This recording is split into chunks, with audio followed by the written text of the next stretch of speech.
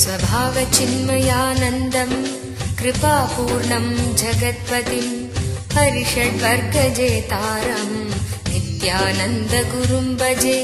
With intangible breath in the center of forehead, as this reaches heart at the moment of sleep, have direction over dreams and over death itself.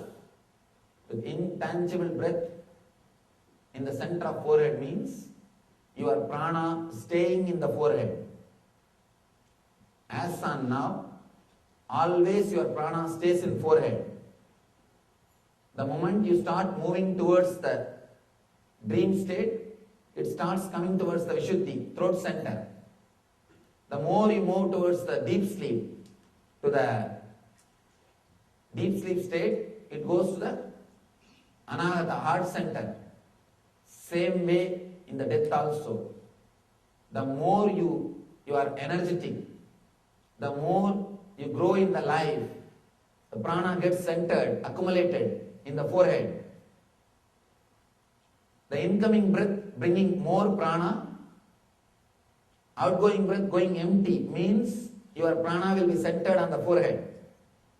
If the incoming breath is bringing less prana and the outgoing breath is taking more prana means slowly the prana will slip into Vishuddhi, throat center. If the incoming breath is not bringing prana at all, only outgoing breath is taking the prana, means you will fall completely into the heart center. Understand? If you understand prana, the basic truth about the prana, you will understand life and death, dreams and deep sleep. Both have got same formula. Same formula. Actually, from life to death, falling, from waking state to falling into the deep sleep state, both are directly related to prana movement. If the prana movements, prana coming in, going out, if it is handled properly, you can handle the life and death and dream and deep sleep. Both can be handled just by handling the prana. Prana is the thread. If you know how to handle that single thread, you can handle life, death and dream and deep sleep. Dream and sleep, life and death. Both can be handled just by the single key, single thread called prana. It's a very deep yogic subject. It's a very intense subject. I'm trying to explain the intense truth, the intense subject, basic things about the life, how you grow towards the life or you grow towards the death. In life you can see, till particular age you will be becoming more and more strong. After that age you will be becoming more and more weak.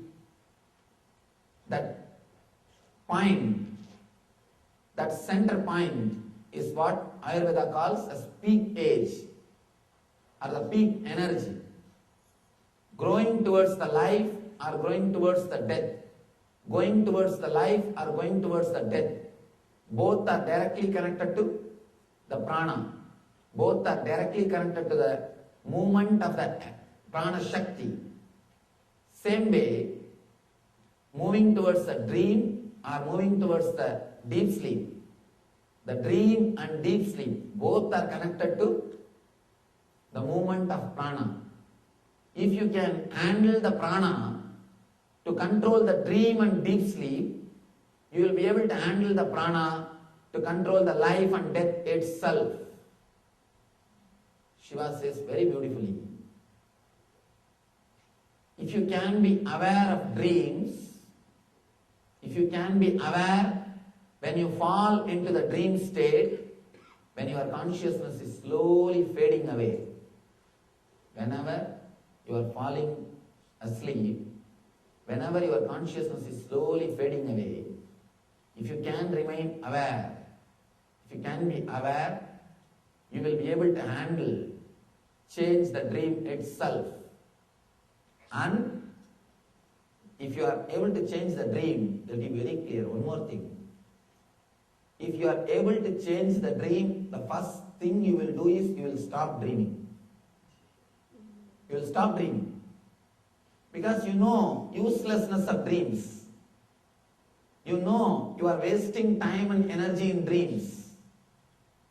Person who can be aware of dreams will never dream. Person who is aware of life will never take one more birth. That is why in the East, all the scriptures, all the spiritual scriptures, whether it is a Vedas or Dhammapada or Jaina Sutra or Guru Granth Sahib, any spiritual book, they are aimed at only one goal, not taking one more birth.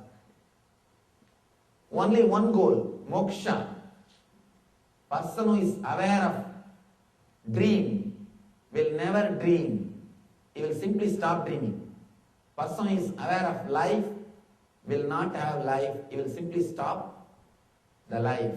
He will not take one more body. When you become aware of dream, you stop dreaming, simply enter into the deep sleep.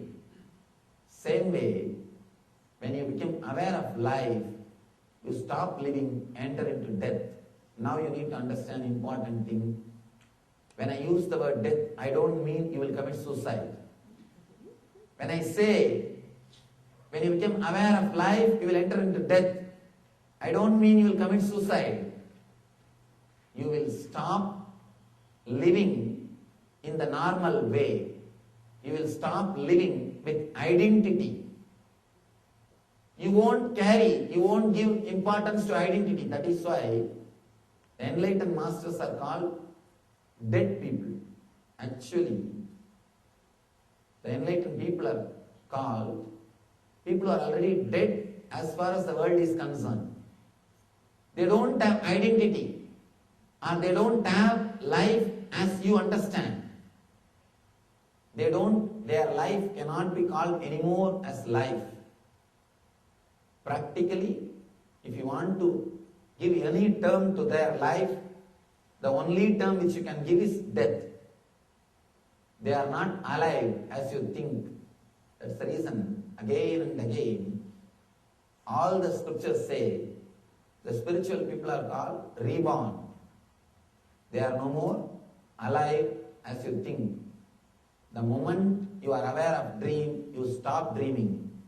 The moment you are aware of life, you stop living. Stop living as you understand the life. When you are in deep sleep, you are beyond dreaming. The same way, when you stop living, you are beyond life. You can never be tortured by the things of the life. The life will look just as a fade or a film. It will look like a film. It won't penetrate. It won't disturb your inner space. Let me give you the gist of this whole sutra.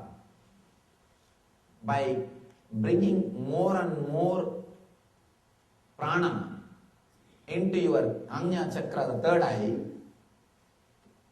and being aware when the prana falls into the anagata, when you fall asleep, you will have the power over your dreams.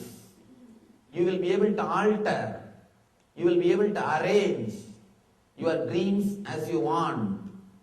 Because of this power, you will simply stop dreaming. When you can stop dreaming and fall asleep, when you can control your dream and sleep as you want, be very clear, you will have the tremendous power over the life and death. Because the dream and deep sleep are made of the same stuff in which life and death are made.